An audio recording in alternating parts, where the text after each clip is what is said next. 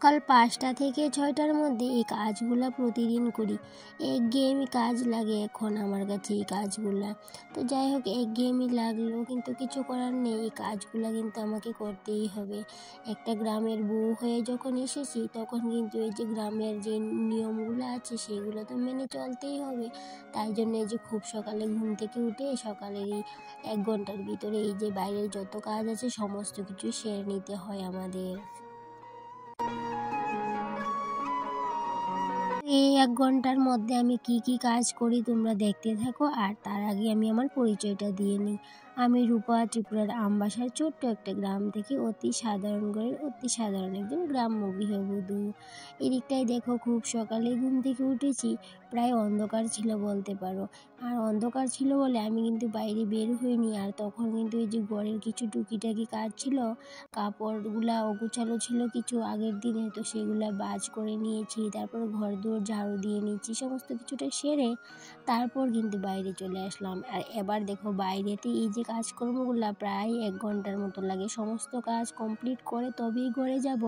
তারপর কিন্তু বাদ বাকি যা কিছু আছে ঘরের সমস্তটাই করে নেব। আর এদিকটাই দেখো, খুব সকালে যখন উঠেছিলাম তখন কিন্তু বেশ কুয়াশাও ছিল বাইরে, অতটা অন্ধকার ছিল কি বলবো তোমাদের, আর দেখানো হয়নি সেটা।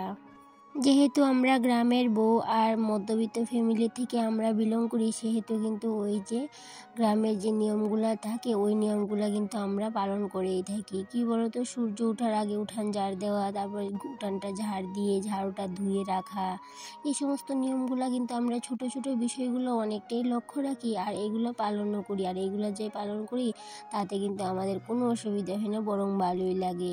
আর এদিকটাই দেখো, এই যে বালতিটা দিয়ে প্রথমে উঠানটায় জল দিয়ে নিয়েছিলাম, কারণ তোমরা তো জানো উঠানে এতটাই ধুলা, কারণ উঠান ঝাড় দেওয়ার সময় কিন্তু অনেকটাই ধুলা ওড়ে। তাই জন্য এই যে প্রত্যেক দিন সকালে উঠানে জল দিয়ে তারপরেই কিন্তু উঠানটা ঝাড় দিতে লাগে। আর আমি যে নতুন রান্নাঘরটা করেছি সেটার পাশে যে অনেক আলগা মাটি ছিল ওইগুলাতে কিন্তু প্রত্যেক দিন জল দিতে লাগে।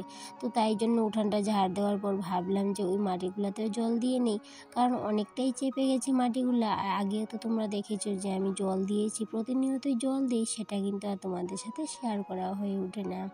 তো আজকে ভাবলাম অনেক দিন হয়ে গেল তোমাদের সাথে যেহেতু এই কাজটা শেয়ার করিনি, আবার কিন্তু তোমাদের সাথে সেটা শেয়ার করি।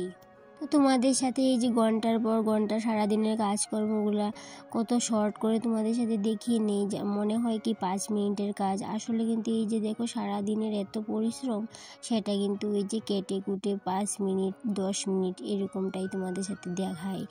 আর দেখো, অতটা সময় লাগে একটা কাজ কমপ্লিট করতে, একটা উঠান ঝাড় দিতে কিন্তু অনেকটাই সময় লাগে। আর সেহেতু কিন্তু সবটা ভিডিও তোমাদের সাথে শেয়ারও করা হয়ে ওঠে না। ওই যে কেটে কুটে একটু একটু করে দেখিয়ে 5 মিনিট 7 মিনিটে তোমাদের সাথে শেয়ার করা হয়। আর এদিকটাই দেখো, আমাদের এই যে রান্নাঘরটা করা হয়েছে, এই যে বস্তার মধ্যে মাটি ভরে সিঁড়ি বানানো হয়েছে। আর এই সিঁড়িগুলো বানানো হয়েছে এই যে রান্নাঘরটা নতুন করে বানিয়েছি এই রান্নাঘরটাতে যাবার জন্য। আর এই সিঁড়িগুলোকে না তোমরা কাঁচা সিঁড়িও বলতে পারো, যেহেতু এটা মাটির সিঁড়ি, এমনিতে মাটি দিয়ে করা হয়নি, তবু কিন্তু এই যে মাটি বলতে পারো, কারণ কি বস্তার মধ্যে মাটি ভরে এইভাবে করে সিঁড়িটা করা হয়েছে। আর যেহেতু আমরা মধ্যবিত্ত ফ্যামিলি, সেহেতু কিন্তু অতটা টাকাও কিন্তু আমরা খরচ করতে পারি না, ওই যে হিসেবের মধ্যে টাকা খরচ করতে লাগে। আর হিসেব করে চলি বলেই কিন্তু সংসারটা সুন্দর করে চালিয়ে নিতে পারি এই কম টাকা দিয়েও। এই যে মাস শেষে 1000 2000 টাকা হাতে থাকে, এই টাকাটা দিয়েই কিন্তু পুরো মাসটা চালাতে হয়। মুদিখানার বাজার কিন্তু নিয়ে আসা হয়, কিন্তু আর বাদ বাকি মাছই বলো আর মাংসই বলো অন্য খরচাপাতি কিছু থাকে সেগুলো কিন্তু আর ওই যে একসাথে বাজার করা হয়ে ওঠে না। আর এই বাজার করার জন্য কিন্তু যে হাতে 1000 টাকা রাখা হয় বা 1500 টাকা রাখা হয়, ওই টাকাটা কিন্তু খুব হিসেব করে আমাদের খরচ করতে লাগে। যেহেতু আমাদের বাড়তি ইনকাম নেই, সেহেতু কিন্তু এই টাকাটা দিয়েই পুরো মাসটা চালিয়ে নিতে হয়। হয়তো বা অনেক সময় একটু কষ্ট হয়ে যায়, কিন্তু কি বলো তো, তাতেও কিন্তু কোনো অসুবিধা হয় না।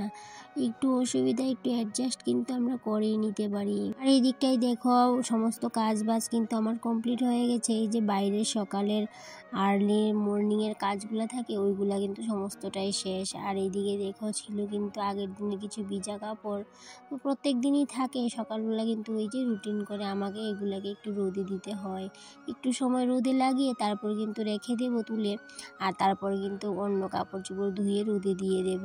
তো আজকে যেহেতু 1 ঘন্টার ব্লগ করেছি সেহেতু আজকের ব্লগটা এই পর্যন্তই থাকলো। আবার দেখা হবে, টাটা।